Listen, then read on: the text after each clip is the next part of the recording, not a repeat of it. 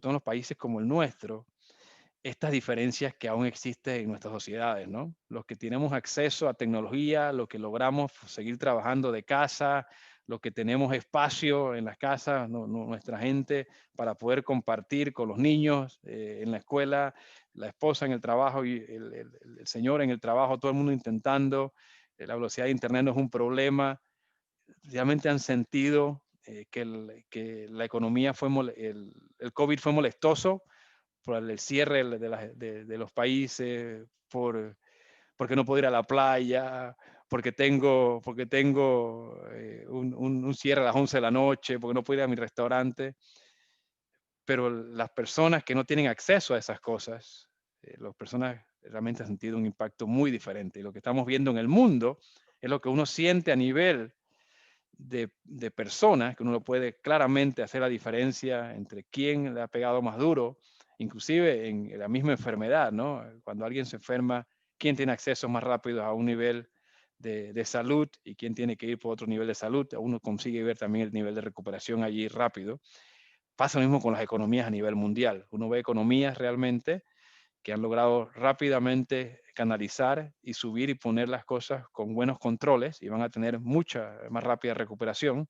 Eh, para muestra un botón, China sorprendió con 4.9% de crecimiento en el último quarter en China, lo cual para China es bajo, 4.9%, no es doble dígito, pero señores, una economía con un porcentaje positivo de crecimiento, yo creo que es envidia de todos en este momento, ¿no?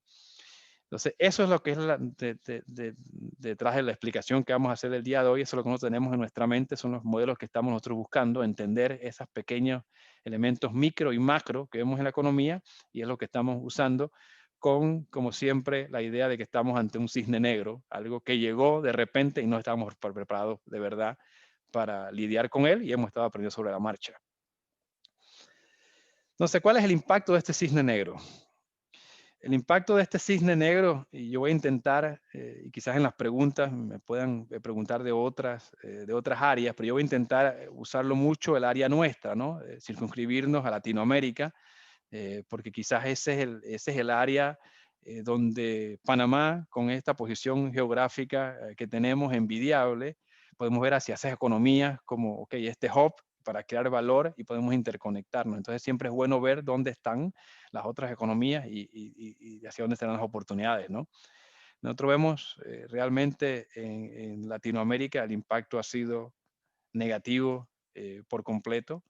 Hay muy pocas economías realmente que han logrado pasar sin ningún tipo de impacto, inclusive economías pequeñas, por ejemplo, en el área del Caribe, donde hay muy pocos casos. Le pongo, por ejemplo, el caso de Montserrat, una isla en el Caribe, tiene 13 casos de COVID, ninguna víctima, gracias a Dios, hasta el momento. Inclusive en esas islas del Caribe, y tenemos varios casos en las islas del Caribe donde hay muy pocos casos, menos de 50 casos, tuvieron que cerrar inclusive y se vieron impactados enseguida por su principal fuente de ingresos, que es el turismo. Entonces, inclusive en esos países tenemos un gran impacto, ¿no? Si vamos a niveles realmente macros de la economía en América Latina, señores, estamos de vuelta al 2009. Creo que nosotros hemos acostumbrado en América Latina de esta constante charla y este constante discutir sobre décadas perdidas, ¿no? Uno escucha este país, la década perdida, la década ganada. Hay esta constante discusión sobre perdimos una década, no hemos hecho nada en esta década. Bueno, hemos perdido por completo una década con este cisne negro. Estamos de vuelta a lo que era la economía de nuestros países del área en América Latina en el 2009. Entonces, usted lo ve en esa caída de promedio del PIB en América Latina, 9% de crecimiento. Realmente la economía en América Latina estaba pasando por un mal momento ya. Estábamos saliendo de eso que fue el boom de los commodities que había impulsado tantas economías en el área. Salimos de ese boom del precio del petróleo que había impulsado tantas economías en el área y realmente cuando uno veía, inclusive en Panamá, pasamos de los grandes proyectos de construcción que habían dado tanta oxígeno a la economía y el boom en muchas otras áreas que salió de eso. Habíamos también pasado de eso y los últimos 5 años lo hayamos visto en Panamá, cómo iba cayendo ese crecimiento, que en un momento fue también de doble dígitos en nuestra economía, no estaba pasando eso. Otro tema preocupante para nosotros es la pobreza extrema, ¿no? Y yo decía nuevamente esta diferencia en esta recuperación en K. La pobreza extrema en el 2020 en Latinoamérica crecerá 4.5%. O sea que hay 28.5 millones de personas más en esta área del mundo que vuelven a la pobreza. Y ustedes me dirán, bueno, ¿qué es pobreza extrema? Nosotros los economistas, y yo soy economista de formación, tenemos en la mente eso de, bueno, sobrevivir con $1, ¿no? Sí, esa fue la idea inicial, ajustado a los precios actuales sería 1.90. ¿Cómo sobrevive uno con 1.90 al día? Eso es pobreza extrema. 96.2 millones de personas a lo largo y ancho de América Latina viven en pobreza extrema. Entonces, realmente este impacto ha sido durísimo, sobre todo por ser un área de tanta economía informal, y la economía informal ha desaparecido por completo de las calles por todo lo que ha sido el impacto, ¿no? Y 2.7 millones de empresas cerrarán a lo largo y ancho de Latinoamérica debido al cisne negro, dejando 8.5 millones de personas sin empleo debido al cisne negro en América Latina solamente. Y como ustedes ven allí en la gráfica que tengo al lado, ustedes podrán ver el impacto grande en las empresas micro, ¿no? Entonces realmente son micro y pequeñas empresas. El grande impacto está y comenzamos a ver entonces son personas, emprendedores que estaban comenzando. Hay un impacto en lo que fue todo el financiamiento para comenzar, contratos de alquiler y por ahí va, ¿no? Hay una ramificación increíble de verdad de lo que ha sido el impacto de esto en los sectores más vulnerables de las economías nuestras y Panamá no escapa a esta realidad. Eh, el impacto que uno ve y se ve magnificado por las olas estas que estamos pasando, ¿no? Y yo soy uno de los asiduos que todos los días a las 6 de la tarde estoy pegado a la televisión para ver cómo están esos casos en Panamá y realmente buscando esa dividir total de casos en total de pruebas y saber realmente cómo está ese porcentaje diario, ¿no? Y diciendo, por favor, quedémonos en ese 10, 11%, no brinquemos a ese 30% que vivimos o más en esos meses de junio y julio. Y realmente buscando que tengamos conciencia ahora de que depende de nosotros, cada uno responsablemente cuidarnos uno al otro y para que lograr que nos echemos hacia atrás, ¿no? Entonces, estas medidas de confinamiento, por ejemplo, de tener que quedarnos en casa, de tener que estar, muchos de nuestros colaboradores aquí en la empresa hemos tenido inclusive que darle ayuda de especialistas, por eso estar tantas horas, son muchos muchachos jóvenes, son muchos muchachos que han llegado de otras áreas y están en la ciudad capital, viven en apartamentos pequeños y todo eso, estar solos allí ha sido bien difícil. Decir ahora que abrimos la oficina de vuelta, nosotros estamos de vuelta desde el primero de junio, estamos de vuelta en las oficinas.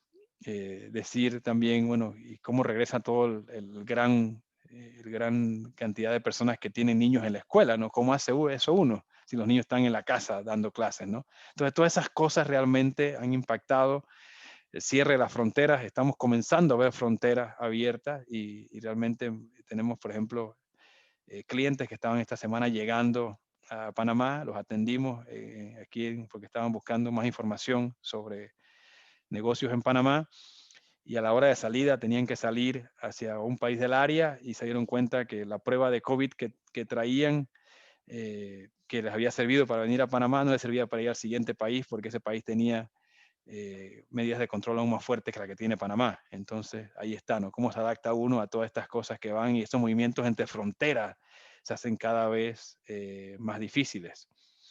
Igual, el hecho de que las cadenas de suministro han sido impactadas, uno tiene hoy en día muchos impactos a la cadena de suministro. Yo les pongo un ejemplo. Antes, cuando nosotros nos retrasábamos en nuestros barcos, y Maersk es la naviera número 1 en el mundo, y la número 2, porque tenemos Maersk y Hamburg Süd, 1 y 2, en lo que son llegar a tiempo con nuestros barcos. Nosotros decíamos que cuando teníamos un impacto en los barcos nuestros era porque algo le pasaba al motor del barco, ¿no? El motor del barco se impactaba, había que parar el barco, 1 o 2 días mientras llegaba el helicóptero con las piezas, se reparaba o se llevaba el barco al puerto o teníamos algún problema por algún mal tiempo, un tifón pasando, un huracán, cualquier cosa. Esos eran los impactos que teníamos nosotros realmente en lo que era la cadena de suministro marítima.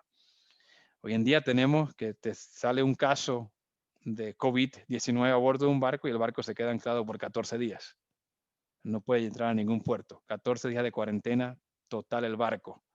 Entonces eso se retrasa en 2 semanas, toda la carga arriba del barco en mitad del mar, y no puede hacer nada absolutamente el barco hasta que no le queremos pasar la cuarentena. Entonces, vemos también todas esas cosas y qué decir de las medidas financieras, ¿no? Que también cada día se ve mucho más, uno ve el nivel de endeudamiento de nuestros países, eh, y la falta de ingresos, y uno dice, ¿qué se nos viene el próximo año? Y eso va a ser algo que también tenemos mucho que pensar, ¿qué viene el siguiente año ante este endeudamiento masivo que tienen nuestras economías del área y la falta de ingresos que se viene? Ya hemos visto inclusive brotes de inestabilidad social en muchos países ante los primeros intentos de, incremento de impuestos, ¿no? Ya hemos visto ciertos brotes en varios países del área al respecto.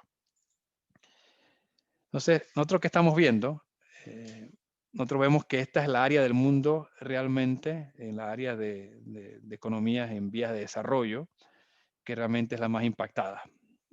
Si uno agarra el porcentaje de casos que hay en Latinoamérica y uno lo compara, por ejemplo, con Norteamérica, hay más aquí que allá. Claro que si uno lo divide entre los países, por supuesto que Estados Unidos continúa siendo el país con más casos, pero hay casos realmente terribles, muchos cercanos a nosotros. Vemos tasas de mortalidad también muy altas en el área y eso ha impactado por completo las economías. Las economías están en este momento realmente en estado de shock. Y uno lo ve sobre todo dado el hecho de que la economía ya venía cayendo. Entonces esto llegó en el peor momento, este cisne negro llegó en un momento que la economía no tenía ningún tipo de aire para poder afrontar, ¿no? Y uno veía las economías que dijeron, ok, voy a comenzar a dar 500, 600 dólares de ayuda a todo el mundo, porque esto va a ser una cosa de 1 o 2 meses. Y vemos países que fueron y dijeron, no, aguantan, eso, si esto se extiende a 3, 4, 5, 6, 7, 8, 9 meses, eso no va a alcanzar para todo el mundo y va a tener que después cambiar la cantidad de dinero que doy. Todos esos casos hemos visto en el mundo, ¿no? Que fue ese apoyo directo que se daba a los más impactados, ¿no? El mismo con el cierre de las empresas. Entonces, realmente, como lo ven ustedes en el primer chart, no vemos realmente una caída de lo que es el impacto de las exportaciones como porcentaje del PIB.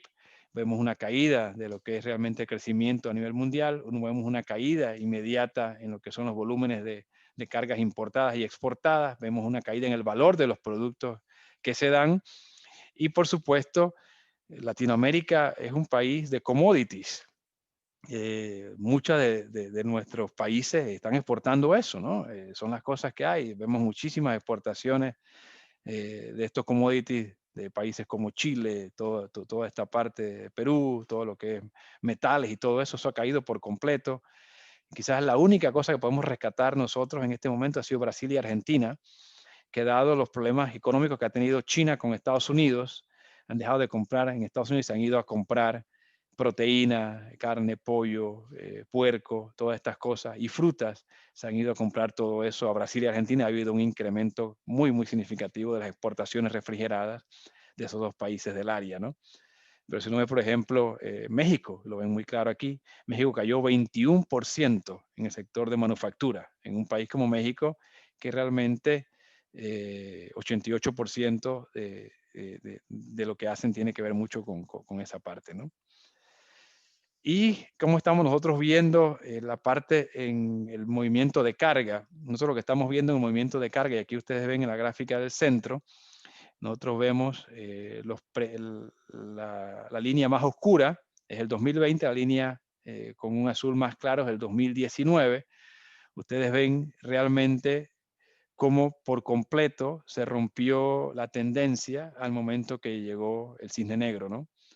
Porque cuando dejaron de haber realmente el, la parte aérea como una opción para mover carga, toda esa carga se movió inmediatamente a la parte marítima y la parte marítima tenía que sacar barcos de circulación porque no había cómo llegar con la mayoría de los puertos con problemas. Entonces realmente fue un gran problema para continuar moviendo carga marítima. Hoy en día eso se ha estabilizado, pero uno ve rápidamente el impacto que se ha dado enseguida con el valor de los fletes. Y si lo ven en la última gráfica que está en la esquina, miren el impacto en carga terrestre. Miren esas caídas en carga terrestre, inmediata se da, ¿no? Miren, no hay país que, no se, que escape de esto. Hay caídas drásticas en niveles de carga terrestre en todos los países de Latinoamérica, ya que no hay carga llegando. Primero no llegaba porque no se hacía en China, y después no llegaba porque estaban todas las bodegas llenas, y quizás nosotros en este rol de compañía logística logramos, y también Panamá se benefició mucho de eso con nuestra posición geográfica, incrementar mucho el negocio de transbordo, ya que no había cómo llegar al país de destino. Entonces, digámoslo, en un país del medio, donde la carga se quede y de allí logre después, cuando las cosas pasen, llevar a su destino final. Entonces, realmente, ¿qué esperamos nosotros hacia adelante? Nosotros esperamos que el mundo no sea tan globalizado como el mundo ha sido hasta ahora. Para una compañía como nosotros eso es muy crítico. Nosotros realmente, nuestro rol ha sido eso, ha sido acortar distancias, entrelazar economías, lograr llevar sueños de pequeños productores a otras economías del mundo, pero vemos realmente un proteccionismo grande en este momento, con muchas diferencias, ¿no? Muy publicitado el caso de Estados Unidos con China, pero hay otros ejemplos también donde vemos más y más ese movimiento hacia estar más hacia adentro que hacia afuera, ¿no? Igual, nosotros también vemos una regionalización de los hubs logísticos a nivel mundial y también los hubs de producción. Es algo que vemos también nosotros muy claro. Y vemos también que un factor decisivo va a ser la tecnología en todo el negocio, tanto cuando nosotros vamos a hacer inversiones y cuántas inversiones de estas logran que se traduzcan en eficiencias al momento de uno invertir. Eso es muy importante. ¿Y qué podemos aprender, por ejemplo, de lo que China está haciendo? China creciendo al 4.9% en este momento. ¿Qué podemos nosotros ver de lo que está pasando? Por ejemplo, hicimos esta comparación aquí, la hicimos entre China y Estados Unidos. Y realmente lo que estamos viendo nosotros en las dos economías, como ustedes ven en los puntitos allí que están, es que no hay muy poca diferencia entre los hábitos de consumo en China o Estados Unidos. El ser humano, regardless de la nacionalidad que tenga, se ha comportado muy parecido ante esta crisis. Y hemos visto, estamos haciendo estudios también en Latinoamérica, y hemos puesto 2 o 3 puntos más allí con países del área, y hemos visto que los puntos se están comportando exactamente igual. Todo el mundo se ha volcado hacia comida, todo el mundo se ha volcado hacia vitaminas, todo el mundo se ha buscado hacia artículos de limpieza, todo el mundo se ha volcado hacia eso, y ha dejado por completo de lado gastos en ropa, en zapatos, cosas como esta, en cosméticos. Todas esas cosas han caído, qué decir de gastos en restaurantes, en nueva tecnología y cosas como esa, ¿no? Entonces, todo eso es lo que hemos visto, los hábitos de consumo de verdad en el mundo. Yo creo que podíamos tirar una línea, podemos verlo, que si uno pone Europa aquí con unos puntitos rojos, si uno pone Latinoamérica con un punto verde, uno va a ver completamente el mismo comportamiento en las economías del área. Y en Latinoamérica, y yo quería tocar este punto porque este punto es muy importante. Miren la gráfica que está en la parte de arriba. Esto es la contribución del empleo y la productividad al PIB del país.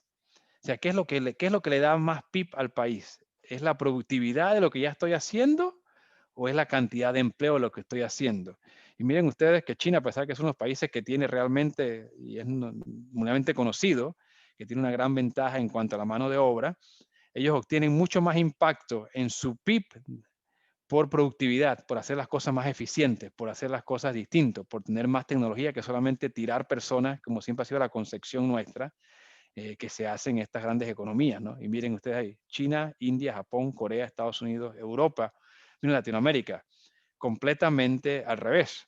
Nosotros estamos realmente buscando todavía la opción de cheap labor, cómo nosotros logramos tener labor que no haga mucho de transformación y no estamos invirtiendo en tecnología para lograr tener ese brinco realmente en lo que es la contribución de lo que hacemos. No es solamente tener 4 personas más y lograr bajar la cosa a uno, sino quizás realmente tener herramientas, cosas que las personas que tenemos hoy en día podamos traer más y en conjunto todas esas personas hagan 10 veces más lo que hacemos hoy en día, ¿no? Entonces eso realmente es muy preocupante en nuestra área.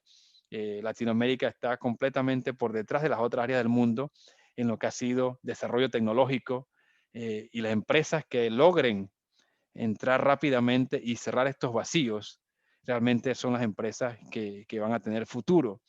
Y tenemos nosotros algunas de las áreas donde están pidiendo, por supuesto, la área de todo lo que es alimentos, es algo que están pidiendo ayuda tecnológica, cómo yo logro darle a los clientes más visibilidad, cómo yo logro saber cómo está la temperatura, cómo yo controlo los productos, toda la parte de tracking and tracing de todos mis productos, son mucha gente trabajando de casa, cómo yo logro que la información llegue en vez de que yo la pida, ya que los teléfonos son un problema, cómo logro que eso realmente sea mucho más del que da el servicio hacia el cliente, no el cliente están buscando como hacíamos antes, manejo de inventarios, cómo yo logro tener un manejo de inventario en tiempo real, saber qué se está comprando, qué no se está comprando, qué producto me hace falta, cómo yo optimizo mi cadena de suministro, cómo no pongo todos los huevos en una sola canasta, cómo nada más nos compro en un solo país, cómo abandono esa idea de que todo lo que tiene que moverme es precio, y precio era lo que nos movía siempre en la cadena de suministro,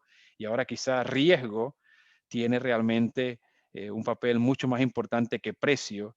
¿Qué pasa si eso se repite? ¿Qué pasa si tenemos otra ola grande en nuestras economías?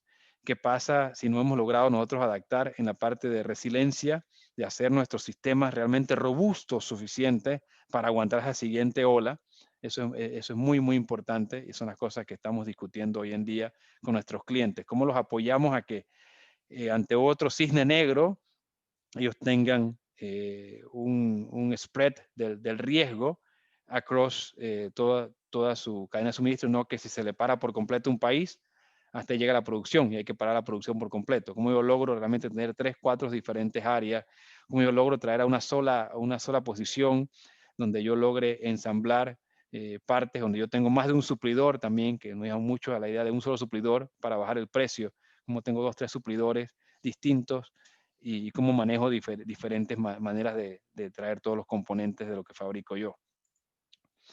Entonces, para cerrar, les quería compartir lo que estamos viendo y les quería dividirlo por los trends en el aspecto marítimo, los trends en el aspecto logístico y quizás unas conclusiones finales, ¿no? Estos son mis últimos 3 slides para abrir las preguntas y respuestas. En el aspecto marítimo, lo que fueron los barcos que estaban idle, que no estaban en movimiento, realmente ha caído rápidamente. Nosotros hemos visto una demanda increíble por movimiento de mercancía de China a Estados Unidos, como nunca antes visto. Sobre todo, mucho de este income que tenían las personas que usaban para vacaciones, que tenían las personas para comer fuera de casa, todas estas cosas que hacían los americanos, y el dinero que llegó a esa primera ayuda que llegó en Estados Unidos con el primer relief que hizo el Congreso y el presidente, mucho de eso se invirtió en estoy en mi casa, cómo hago mi experiencia mejor en la casa. Entonces, muchísimo trabajo de mejoría en casa se dio en Estados Unidos y eso hizo una demanda increíble de todos estos productos saliendo de China hacia la costa oeste de Estados Unidos. El impacto por Panamá, y lo vemos con las figuras que dio el canal de Panamá, tuvieron un decrecimiento en la cantidad de toneladas que movieron, más que todo porque los barcos iban directo a la costa oeste, ya no pasaban para ir a la costa este, iban directo a la costa oeste y se movían a través de Estados Unidos por tren o por truck.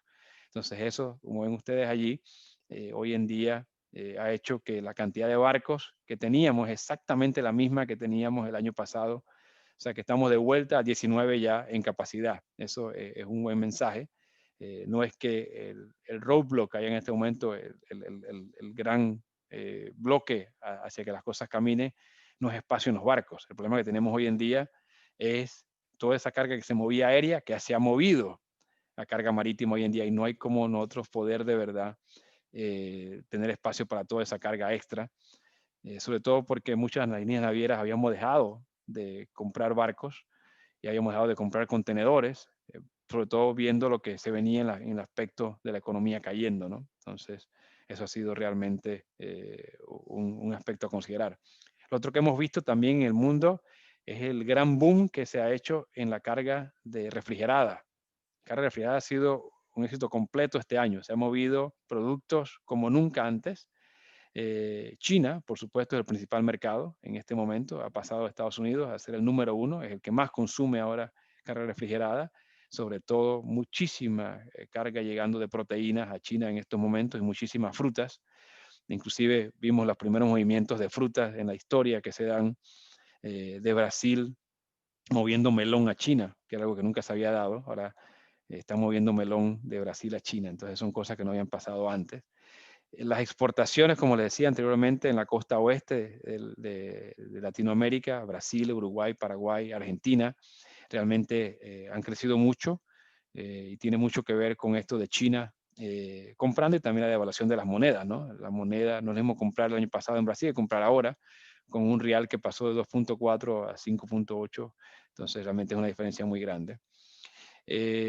Realmente lo que hemos visto nosotros en este momento es que hay una demanda alta por la carga oceánica y hemos visto también una falta de contenedores. Por ejemplo, en China en este momento están reportando muchos de nuestros clientes una falta general en la industria de falta de equipo de 40 pies. Lo mismo pasa en Sudamérica, hace falta 40 pies, hace falta reefers y vemos entonces un surplus de todos estos contenedores en Estados Unidos, porque toda esa carga se movió a Estados Unidos, pero ahora como no hay nada que se exporte de vuelta a Estados Unidos, todo se quedó allá. Entonces estos patrones mundiales que teníamos históricos de cómo se movía los contenedores vacíos, porque uno se pone a pensar, el barco viene lleno, pero el barco va de vuelta a los grandes polos de producción vacíos, va con muchísimo aire, es lo que va en esas cajas. Hay muy poca producción que va de vuelta. Imagínense ustedes un barco que viene de China a Panamá, ¿qué se llevará de vuelta de Panamá a China? Pues pongamos eso en nuestra mente, ¿no? Lo mismo pasa, por ejemplo, Brasil, lo mismo pasa inclusive en Estados Unidos. Entonces eso ha hecho que en Estados Unidos haya muchísimo contenedor y están en el lugar incorrecto en este momento los equipos. Entonces, como uno posiciona esos equipos tiene realmente un impacto grande porque los barcos no son acordeones y la única forma es, ok, yo muevo la carga, el contenedor vacío, muevo el contenedor lleno. ¿Qué muevo a bordo de ese barco? ¿Cómo hago que esto fluya? Entonces, eso ha sido realmente una gran experiencia. Y para nosotros, que estábamos en una transformación completa, este cine negro nos ha hecho realmente un push hacia convertirnos realmente en una compañía tecnológica al 100%. Hicimos lanzamientos del año pasado de muchas tecnologías. Como ven allí, hemos tenido 86% de incremento en el uso de nuestros apps. Y Merch.com hoy en día es uno de los sitios B2B con más transacciones diarias en el mundo. Entonces, realmente ha habido una gran atención por usar nuestras herramientas electrónicas. Y lo mismo hemos hecho ahora lanzando lo que llamamos Merch Spot. Y este Merch Spot lo que le permite a los clientes es realmente saber qué precio hay en el mercado y poder tener una garantía al precio que hacen el booking, que tengan espacio en el barco, y si no hay espacio en el barco, entonces se le paga a ellos por no tener espacio en el barco. El mismo modelo que ven ustedes hoy en día con las aerolíneas, ¿no? Implantado de vuelta al mundo marítimo. Y en la parte de logística y servicios, que hemos visto es este fenómeno de nearshoring, de sacar cosas que estaban en China o estaban en India o estaban en otras partes y hacerlas más cerca, producirlas más cerca de los grandes mercados de consumo. Eso se está viendo cada vez más y más. Cada vez más nuestros clientes nos están contactando preguntándome qué bondades hay en varios países del área, cómo ven las cosas aquí, qué, qué facility tenemos nosotros para apoyarlos, cómo hacemos. Entonces, hay mucha demanda en este momento por información de saber qué se puede hacer con estas cosas.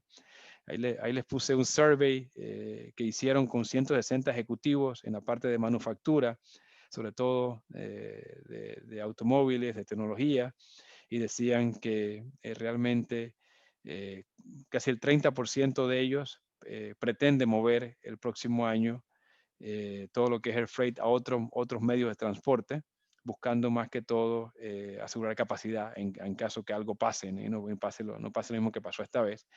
60% de ellos dijeron que ellos van a estar intentando tener flexibilidad en vez de hacer contratos a largo plazo, intentar moverse en el mercado, cosa de no estar amarrados y estos spot rates son algo que les permite eso, ¿no? Igual hay otro survey que les puse abajo, estos son de 400 diferentes profesionales, donde estábamos haciendo una encuesta. Ellos decían que 80% de estos 400 profesionales del área, ellos indican que lo más importante para ellos en su cadena de suministro a futuro es tecnología. Cómo logramos darle visibilidad de lo que está pasando en su cadena de suministro. Y por ejemplo, ahora Maersk ha lanzado lo que llamamos Maersk Flow, que es nuevamente una herramienta 100% online para apoyarlos en todo lo que cadena de suministro de esa necesidad que vemos en el mercado.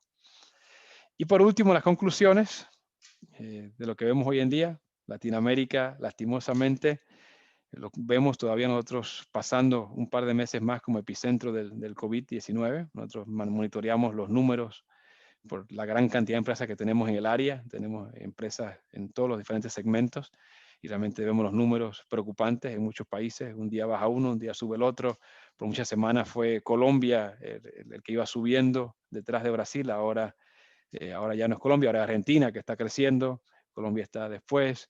Chile fue por muchos días, Ecuador fue por muchos días. Ahora vemos Chile nuevamente comenzando a subir y realmente hemos visto cómo se ha ido moviendo. Si uno ve los 30 países, no, los 40 países con más casos en el mundo, miren la cantidad de países en Latinoamérica que están allí, incluyendo Panamá, está en esa lista de los 40 países en el mundo con más casos. Ustedes lo van a ver que está en esa lista Panamá, era número 35, vamos a ver cómo está el día de hoy, pero Panamá está en esa lista de los top 40 con más casos. Entonces, realmente lo que nos estamos viendo es un escenario realmente que tenemos que aprender a vivir con esto, entender cómo ajustamos nosotros la manera. La tecnología va a ser clave. Nearshoring se viene, por supuesto, y es algo que Panamá tiene un papel preponderante.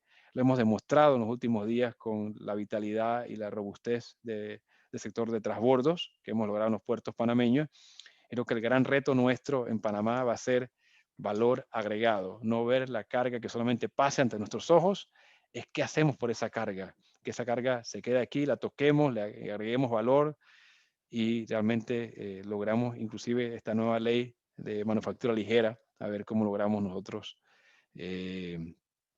tomar algún tipo de beneficio de esa ley.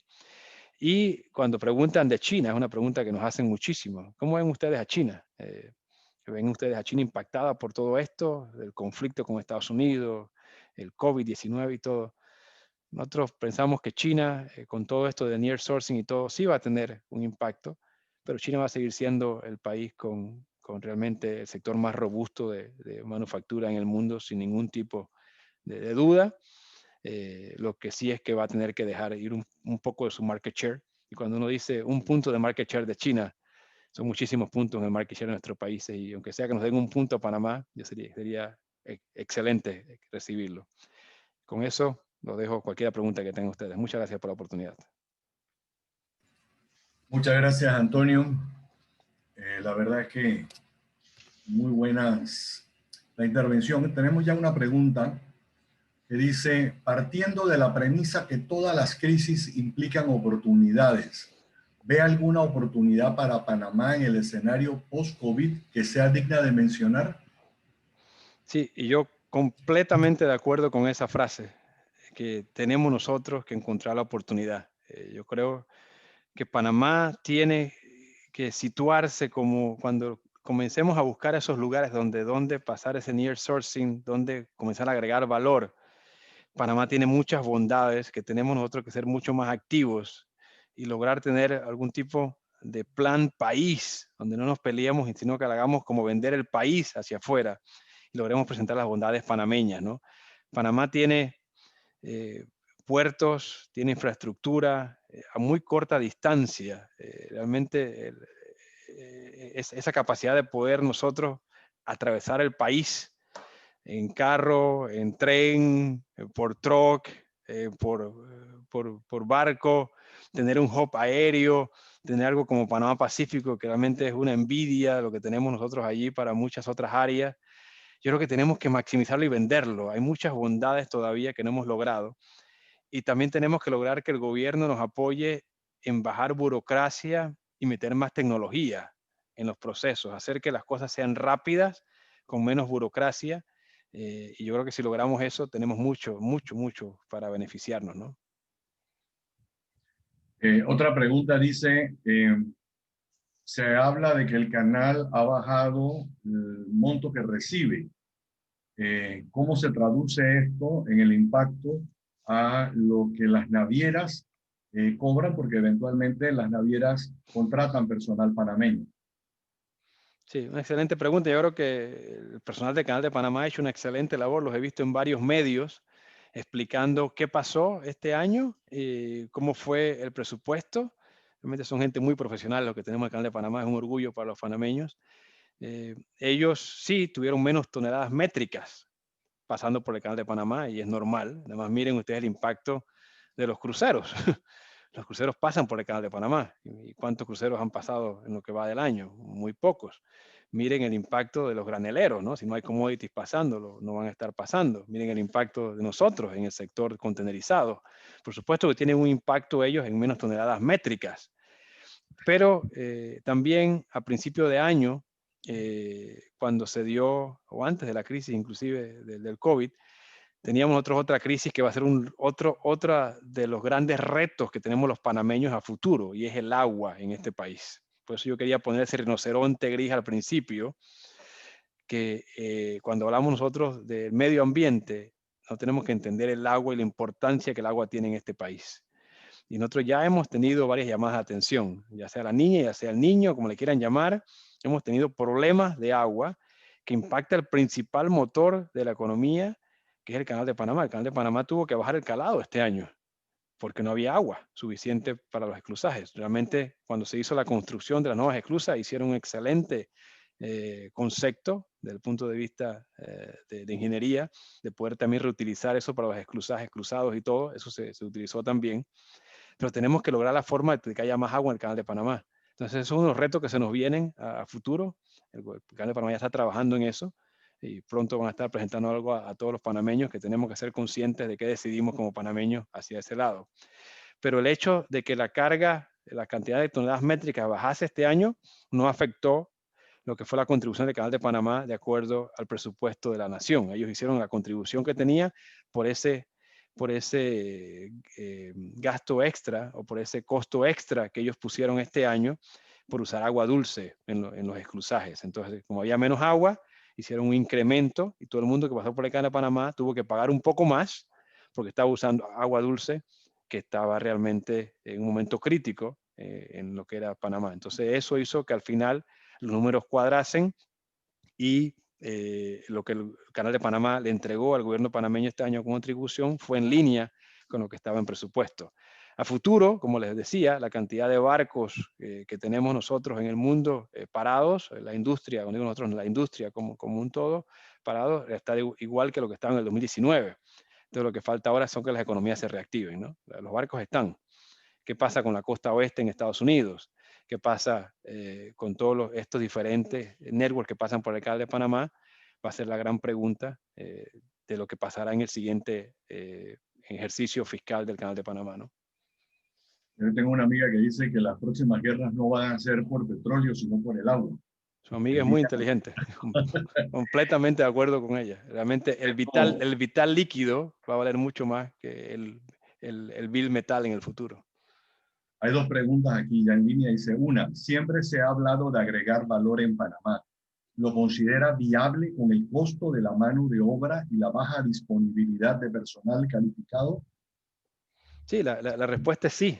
La respuesta es sí. Yo creo que nosotros no somos un ejemplo, ¿no? Tenemos en Panamá Pacífico una bodega que añade realmente al proceso. Yo creo que la clave va a ser tecnología. La clave va a ser ese incremento, porque nosotros también tenemos una economía dolarizada, ¿no? Entonces somos una economía cara y tenemos que nosotros, a pesar de que mucha gente no lo quiera escuchar, esta es una economía cara al ser dolarizada. Entonces cuando uno quiere competir solamente en costo de la mano de obra, no dan los números. Los números no dan. Aquí hay que agregar tecnología. Cómo uno logra realmente, como ustedes veían, ese impacto de China, que realmente el impacto hacia el PIB viene por ese incremento exponencial que hay en eficiencia.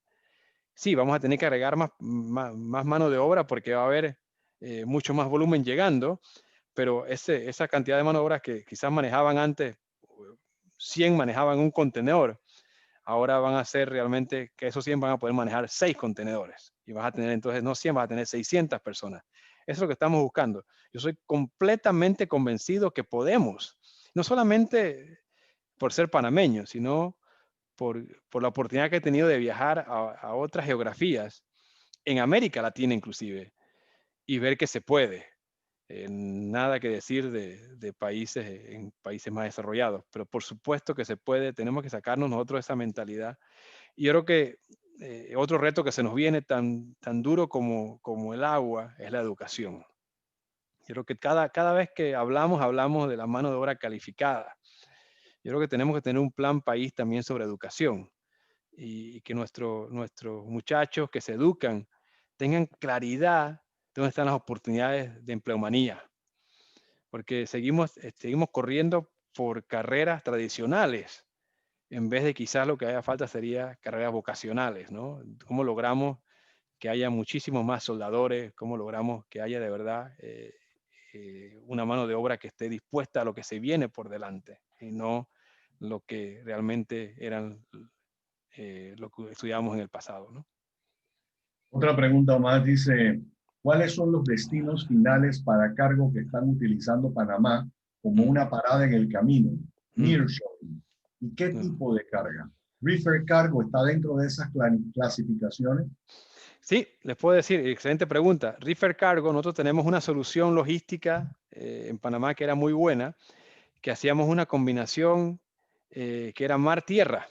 Miren ustedes esto, ¿no? Nosotros hacíamos parte del viaje en barco, llegaba a los puertos en Panamá y del puerto se pasaba al aeropuerto y se iba directo en avión hacia destino final. También lo hemos hecho de otra manera, pero eso tenemos muchos productos que vienen, por ejemplo, de la costa oeste de Sudamérica, que están haciendo eso. Llegan aquí esos productos y, por ejemplo, quieren llegar a Japón, hacen el viaje, digamos, Perú-Panamá en barco, Panamá-Japón directo. Hemos hecho esos procesos. Hay mucho near sourcing a Estados Unidos que estamos viendo. Yo creo que hay muchísimo más de near sourcing en Centroamérica. Si vemos los países que están mucho más en el cono norte, Guatemala, Honduras, El Salvador, mucha maquila se está haciendo allí, que se hacía, por ejemplo, en Vietnam en el pasado, se está haciendo allá. Tenemos también procesos que impactan en el Caribe.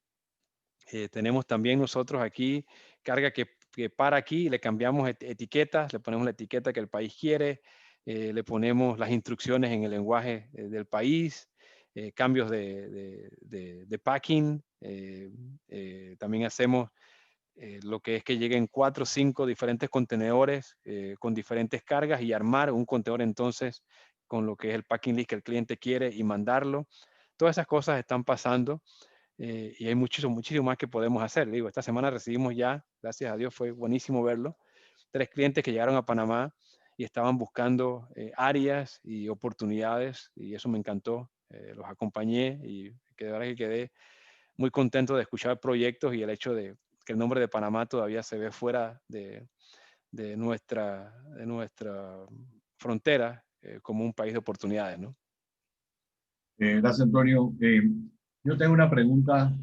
En el último año, a no decir un poquito más, la guerra comercial entre China y Estados Unidos impactó toda la economía mundial, incluyendo la logística y por ende el movimiento de carga, que después vino a pues, empeorarse con el tema del COVID. ¿Ustedes como naviera han hecho algún análisis de lo que viene ya en menos de 2 semanas, el resultado de la elección de los Estados Unidos y una posible nueva guerra comercial? Si nosotros en negocio siempre decimos que política y negocio no se llevan, ¿no? Así que somos bastante recelosos de meternos allí, pero por supuesto que hacemos nosotros modelos, ¿no? Modelos de qué puede pasar con una opción A o una opción B. Yo te soy muy honesto, yo veo muy pocas diferencias en políticas económicas, regardless de realmente quién llega a la presidencia de Estados Unidos. Yo creo que esto es una cosa que va a continuar, quizás no con las mismas tácticas que están haciendo actualmente, pero es una cosa que va a ser bien difícil, sobre todo volver a construir confianza después de lo que se ha deteriorado la relación entre muchos de estos. Igual la salida de muchos pactos y muchas cosas que se han hecho, volver a reinsertarse en eso toma un tiempo. Entonces yo creo que esperar milagros porque haya un cambio de mando en enero del próximo año, no es lo que debiéramos hacer en este momento. Nosotros tenemos que tener los pies sobre la tierra, sobre todo con este cisne negro latente encima de nosotros, y entender en medio de este cisne negro cuáles son las oportunidades que tenemos, ¿no? ¿Qué podemos hacer? Y yo creo que a pesar de toda la gran cobertura mediática que se ha dado, los negocios siguen fluyendo. No hay una paralización completa de negocios de ningún lado. Los negocios siguen fluyendo y América Latina encontró oportunidades dentro de lo que fue esa guerra comercial. Yo creo que Brasil tiene que darle muchísimas gracias a esa guerra comercial por lo que ha sido el salir de esa crisis económica en la que cayó y donde están hoy en día, ¿no? Antonio, tenemos algunos mensajes, dice José Manuel, que por favor feliciten al señor Domínguez, una gran exposición. Y dice Lisbeth Castrellón, excelente ponencia, bendiciones. Igualmente para ellos. También te mando un saludo de la ingeniera Ilia Marota, que nos escribió para excusarse que no poderte acompañar, que le hubiera encantado. Dice que nos dijo así: tienen un gran panelista enfrente de ustedes. Ella está en otro Zoom, en una conferencia de ingenieras de América Latina, y ella es la ponente por Panamá. Así que se excusó y por eso no nos pudo acompañar. Así que a Ilia, pues nuevamente, muchas gracias. Antonio, en nombre de la Asociación de Empresas del Área Panamá Pacífico, queremos agradecerte esta intervención, que como bien dijeron, fue una excelente ponencia. Dice alguna persona, dice, me parece bien que vengan empresas extranjeras a Panamá para abrir negocios, para así que la economía vaya fluyendo y hagan empleos en el país, porque ahora mismo ese es un gran problema, el desempleo. Efectivamente, por eso dijimos, la logística es un tema que nos involucra y nos impacta a todos, porque de una manera u otra, cuando vamos a la tienda y no encontramos algo, es un tema de logística también, ¿no? Tal cual. Ya sea en la fabricación, en la intermediación, en la logística o en la venta final. Así que nuevamente muchas gracias. No sé si tienes unas últimas palabras para los que nos están escuchando y No, viendo. agradecer nuevamente por la oportunidad. Para mí ha sido realmente un placer y vamos con todo. Cuando los panameños nos unimos, nadie nos para. Creo que la historia lo ha comprobado. Podemos salir de esto. Yo creo que tenemos oportunidades. Pongámonos todos en esas áreas críticas. Veamos esos rinocerontes grises que se nos vienen por delante y entendamos cómo domamos este cisne negro. Muchísimas gracias. Muchas gracias. Que tengan todos muy buenas tardes. Los esperamos mañana a las 10 de la mañana con nuestra próxima entrega de otro webinar y a las 2 de la tarde el segundo. Hasta luego.